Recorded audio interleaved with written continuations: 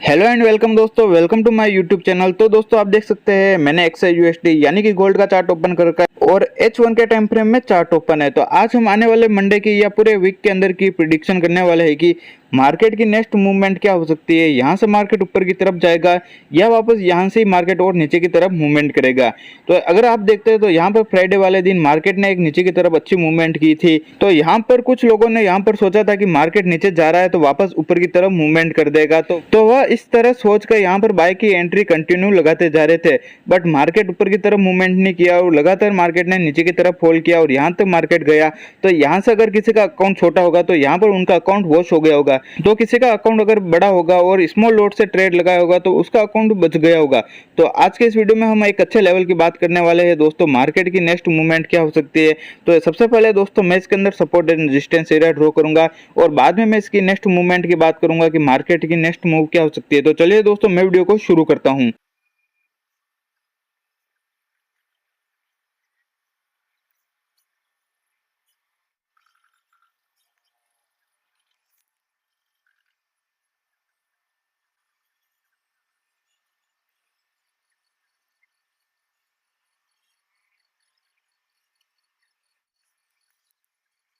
तो दोस्तों आप देख सकते हैं मैंने XAUSD गोल्ड के अंदर H1 के टाइम फ्रेम में support and resistance area draw कर दिया है।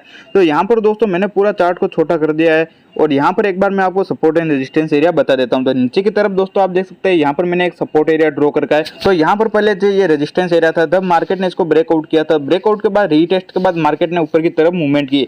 तो यहाँ पर दोस्तों एक रेजिस्टेंस एरिया था, मार्केट ने इसको जैसे ब्रेकआउट किया दोस्तों रीटेस्ट के बाद आप देख सकते हैं मार्केट ने ऊपर की तरफ मूवमेंट की। तो यहाँ पर अगर हम बात करते हैं तो यहाँ पर दोस्तों मैंने सपोर्ट एरिया ड्रॉ करके है जो कि यहाँ पर मार्केट ने मल्टीपल टाइम यहाँ पर सपोर्ट लिया हुआ है। और ऊपर तरफ देखते हैं तो यहाँ पर दोस्तों मैंने एक रेजिस्टेंस एरिया ड्रॉ करके है जो कि यहाँ पर मार्केट ने रेजिस्टेंस एरिया पर मल्टीपल टाइम यहाँ पर रेजिस्टेंस भी लिया और सपोर्ट भी मल्टीपल टाइम लिया हुआ है।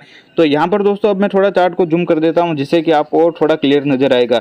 तो यहाँ पर दोस्तों मैंने आपको बता दिया सपोर्ट एंड रेजिस्टेंस एरिया। तो इसके अलावा दोस्तों मैंने यहाँ पर दो ट्रेंड लाइन लगा रखी है जो कि यहाँ पर ट्रेंड लाइन है, ये जो ट्रेंड लाइन है नीचे वाली सपोर्ट का काम कर रही है और ऊपर की जो ट्रेंड लाइन है रेजिस्टेंस का काम कर रही है। तो यहाँ पर दोस्तों मार्केट यहाँ पर एक चैनल क्रिएट किया हुआ है और मार्केट इस चैनल के अंदर ही मूवमेंट करा है। तो मार्केट ने अभी तक इस चैनल का ब्रेकआउट या ब्रेकडाउन नहीं किया। तो जब तक मार्केट इस चैनल का ब्रेकआउट या ब्रेकडाउन नहीं करता है तो मार्केट की मूवमेंट हमें दोस्तों इसके अंदर ही देखने को मिलेगी। तो ये तो हो गई दोस्तों ट्रेंड लाइन की। अगर हम ऊपर की तरफ बात करते हैं तो यहाँ पर दोस्तों मार्केट ने एक रेजिस्टेंस एरिया क्रिएट किया हुआ है। तो यहाँ पर भी आप यहाँ पर रेजिस्टेंस एरिया देख सकते हैं। तो ये तो हो गई दोस्तों सपोर्ट एंड रेजिस्टेंस एरिया, साथ ही यहाँ पर मैंने ट्रेंड लाइन बता दी। अगर हम इन सपोर्ट एंड रेजिस्टेंस एरिया की प्राइस की बात करते हैं तो यहाँ पर अगर आप देखते हैं तो यहाँ पर दोस्तों मैंने सपोर्ट एंड रेजिस्टेंस एरिया की प्राइस मेंशन कर रखी है। तो आप यहाँ पर इनकी प्राइस भी देख सकते हैं। अब मैं बताऊंगा कि मार्केट की अब नेक्स्ट मूवमेंट क्या हो सकती है, कहाँ से मार्केट मूवमेंट कर सकता है। तो अब मैं इसके लिए दोस्तों चार्ट को जूम कर देता हूँ जिससे कि आपको क्लियर नजर आएगा। तो यहाँ पर आप देख सकते हैं दोस्तों मैंने चार्ट को जूम कर दिया और यहाँ पर दोस्तों मैं आपको बताता हूँ जो यहाँ पर ट्रेंड लाइन थी रेजिस्टेंस का काम कर रही थी और यहाँ पर मार्केट बहुत टाइम यहाँ पर घुमा था। तो दोस्तों मार्केट ने यहाँ पर एक एरिया क्रिएट किया हुआ था। तो मार्केट इसके अंदर H1 के टाइम फ्रेम में इधर ही घूम रहा था। तो जैसे इसने मार्केट ने ब्रेकडाउन किया तो ब्रेकडाउन के बाद देख सकते हैं मार्केट ने एक नीचे की तरफ अच्छी मूवमेंट की। यहाँ पर दोस्तों एक सपोर्ट एरिया था मगर मार्केट ने यहाँ पर सपोर्ट नहीं लिया।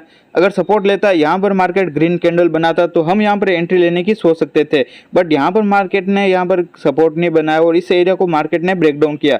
तो नीचे की तरफ देखते हैं तो दोस्तों यहाँ पर ट्रेंड लाइन का सपोर्ट एरिया था। तो यहाँ पर दोस्तों आप देख सकते हैं मार्केट ने यहाँ पर सपोर्ट लिया और इसी एरिया पर मार्केट ने एक ग्रीन कैंडल बनाकर ऊपर की तरफ क्लोजिंग दी। तो दोस्तों अब मैं बताता हूँ अब मार्केट क्या मूवमेंट करने वाला है। तो हो सकता है दोस्तों यहाँ से वापस मार्केट नीचे की तरफ मूवमेंट करता है।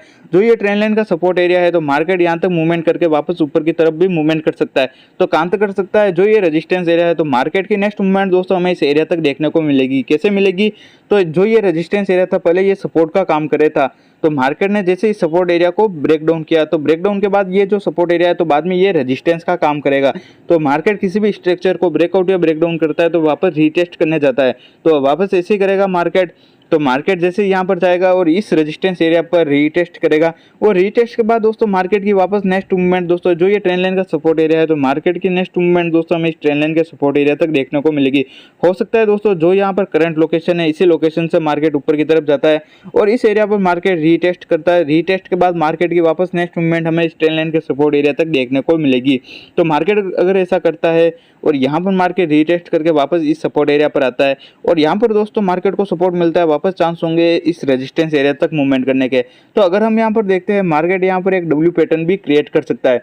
तो जो ये डब्ल्यू पैटर्न की नेकलाइन है, अगर मार्केट अगर इसको H1 के टाइम फ्रेम में ब्रेकआउट करता है तो ब्रेकआउट के बाद दोस्तों जो ये रेजिस्टेंस एरिया है तो बाद में ये सपोर्ट का काम करेगा। तो वापस मार्केट यहाँ पर आएगा और इस डब्ल्यू पैटर्न की नेकलाइन को रीटेस्ट करेगा, यानी कि सपोर्ट एरिया पर आकर रीटेस्ट करके वापस मार्केट ऊपर की तरफ मूवमेंट करेगा। तो कहां तक कर सकता है, जो यहाँ पर दोस्तों मैंने एक बॉक्स बना रखा है, एरिया बना रखा है रेक्टेंगल से, तो मार्केट की नेक्स्ट मूवमेंट दोस्तों हमें इस एरिया तक देखने को मिलेगी। तो मार्केट अगर इस एरिया पर आता है, डब्ल्यू पैटर्न बनाकर यहाँ तक जाता है और यहाँ पर दोस्तों मार्केट को वापस रेजिस्टेंस मिलता है, तो इसी एरिया से वापस मार्केट की नेक्स्ट मूवमेंट दोस्तों हमें सपोर्ट एरिया तक देखने को मिलेगी। अगर हम बात करते हैं मार्केट अगर ऊपर की तरफ जाता है तो फिर इसकी नेक्स्ट मूवमेंट क्या होगी। तो दोस्तों यहाँ पर मार्केट डब्ल्यू पैटर्न बनाकर ऊपर की तरफ जाता है। यहाँ पर दोस्तों मैं एक और बात बता देता हूँ, जहाँ पर मार्केट ऊपर की तरफ जाता है अगर इसको रीटेस्ट नहीं करता है और H1 के टाइम फ्रेम में इसको ब्रेकआउट कर देता है, तो ब्रेकआउट के बाद रीटेस्ट के बाद इसकी नेक्स्ट मूवमेंट दोस्तों में इस बॉक्स तक एरिया तक देखने को मिलेगी। तो मार्केट अगर इस एरिया तक जाता है और यहाँ पर मार्केट को रेजिस्टेंस नहीं मिलता, अगर इसको ब्रेकआउट कर देता है तो ब्रेकआउट के बाद दोस्तों जो ये ट्रेंड लाइन का रेजिस्टेंस एरिया है तो मार्केट की नेक्स्ट मूवमेंट दोस्तों में इस एरिया तक देखने को मिलेगी और इस एरिया से वापस मार्केट को रेजिस्टेंस मिलता है तो वापस चांस होंगे इस सपोर्ट एरिया तक और इस सपोर्ट एरिया को वापस मार्केट ब्रेक डाउन नहीं करता है और यहाँ से सपोर्ट मिलकर वापस ऊपर की तरफ जाता है तो इस चैनल के रेजिस्टेंस एरिया तक मूवमेंट करेगा। तो मार्केट अगर यहाँ तक जाता है और यहाँ पर वापस मार्केट को रेजिस्टेंस मिलता है तो वापस चांस होंगे नीचे की तरफ। तो यहाँ पर मार्केट एक एम पैटर्न भी क्रिएट कर सकता है जिसे हम डबल टॉप पैटर्न भी कह सकते हैं। तो मार्केट एम पैटर्न क्रिएट करता है और जो ये एम पैटर्न की नेकलाइन है, अगर मार्केट इसको H1 के टाइम फ्रेम में ब्रेक डाउन करता है तो रीटेस्ट के बाद इसकी नेक्स्ट मूवमेंट जो यहाँ पर सपोर्ट एरिया है तो मार्केट की नेक्स्ट मूवमेंट दोस्तों हमें इस एरिया तक देखने को मिलेगी। बट अगर हम यहाँ पर बात करते हैं मार्केट को अगर ऊपर की तरफ जाना होगा तो फिर कैसे जाएगा। तो मार्केट को अगर ऊपर की तरफ जाना होगा तो जो ये रेजिस्टेंस एरिया है और साथ ही जो ये चैनल का रेजिस्टेंस एरिया है, जो यहाँ पर मैंने ट्रेंड लाइन लगा रखी है, इन दोनों एरिया को मार्केट अगर H1 के टाइम फ्रेम में ब्रेकआउट करता है तो ब्रेकआउट के बाद दोस्तों रीटेस्ट करता है वापस जो ये चैनल का रेजिस्टेंस एरिया है तो बाद में ये सपोर्ट का काम करेगा। तो वापस मार्केट का इस सपोर्ट एरिया पर रीटेस्ट करता है तो रीटेस्ट के बाद इसकी नेक्स्ट मूवमेंट दोस्तों हमें और ऊपर की तरफ देखने को मिलेगी। तो ये तो हो गई दोस्तों रेजिस्टेंस एरिया, मार्केट ब्रेकआउट करता है। अगर मार्केट सपोर्ट एरिया ब्रेकडाउन करता है तो फिर इसकी नेक्स्ट मूवमेंट क्या होगी।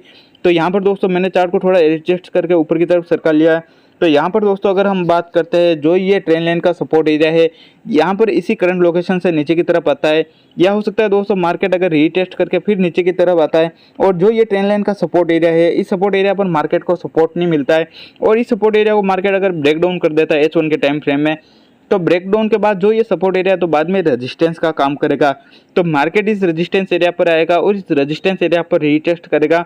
तो रीटेस्ट के बाद इसकी नेक्स्ट मूवमेंट जो यहाँ पर मैंने नीचे की तरफ सपोर्ट एरिया ड्रॉ कर गया है तो मार्केट की नेक्स्ट मूवमेंट दोस्तों हमें इस सपोर्ट एरिया तक देखने को मिलेगी। तो इस सपोर्ट एरिया तक मार्केट को आने के लिए जो ये ट्रेंड लाइन का सपोर्ट एरिया है तो मार्केट को इसको ब्रेक डाउन करना पड़ेगा, क्योंकि इस ट्रेंड लाइन के सपोर्ट एरिया पर मार्केट ने मल्टीपल टाइम सपोर्ट लिया हुआ है। तो जैसे इसको ब्रेक डाउन करेगा तो मार्केट एक ब्रिश मूवमेंट नीचे की तरफ करेगा। तो मार्केट अगर इस सपोर्ट एरिया पर आता है, यहाँ पर मार्केट को सपोर्ट मिलता है तो वापस चांस होंगे इस ट्रेंड लाइन के रेजिस्टेंस एरिया तक मूवमेंट करने के। बट अगर हम यहाँ पर देखते हैं मार्केट अगर नीचे की तरफ आता है और यहाँ पर दोस्तों मार्केट नीचे की तरफ आने के बाद यहाँ पर मार्केट इस सपोर्ट एरिया पर घूमता है कुछ टाइम और इस सपोर्ट एरिया को मार्केट ब्रेक डाउन कर देता है। तो ब्रेक डाउन के बाद रीटेस्ट के बाद इसकी नेक्स्ट मूवमेंट दोस्तों हमें वो नीचे की तरफ देखने को मिलेगी। या ऐसा भी हो सकता है दोस्तों यहाँ पर मार्केट को सपोर्ट मिलकर वापस ऊपर की तरफ जाता है और यहाँ पर दोस्तों जो ट्रेंड लाइन का रेजिस्टेंस एरिया और साथ ही जो ये रेक्टेंगल का रेजिस्टेंस एरिया, इन दोनों रेजिस्टेंस एरिया से मार्केट को रेजिस्टेंस मिलकर वापस नीचे की तरफ आता है और इस सपोर्ट एरिया पर आने के बाद मार्केट को सपोर्ट नहीं मिलता है, इस सपोर्ट एरिया को मार्केट ब्रेक डाउन कर देता है। तो ब्रेकडाउन के बाद रीटेस्ट के बाद इसकी नेक्स्ट मूवमेंट दोस्तों हमें और नीचे की तरफ देखने को मिलेगी। तो दोस्तों ये गोल्ड के अंदर H1 के टाइम फ्रेम में एक सिंपल एनालिसिस था। अगर आपको हमारे व्हाट्सएप पर फ्री डिस्कशन ग्रुप में जुड़ना है तो उसकी लिंक मैंने वीडियो के डिस्क्रिप्शन में दे रखी है, तो आप मेरे व्हाट्सएप पर फ्री डिस्कशन ग्रुप में भी जुड़ सकते हो। वहाँ पर मैं डेली एनालिसिस वगैरह सिग्नल वगैरह शेयर करता रहता हूँ। और अगर आपको हमारा वीडियो पसंद आया हो तो जल्दी से चैनल को सब्सक्राइब कर दो, वीडियो को लाइक कर दो, अपने दोस्तों के साथ शेयर कर दो और वीडियो पर कमेंट कर दो और ऐसे ही फॉरेक्स मार्केट के रिगार्डिंग वीडियो देखते रहिए। थैंक यू दोस्तों।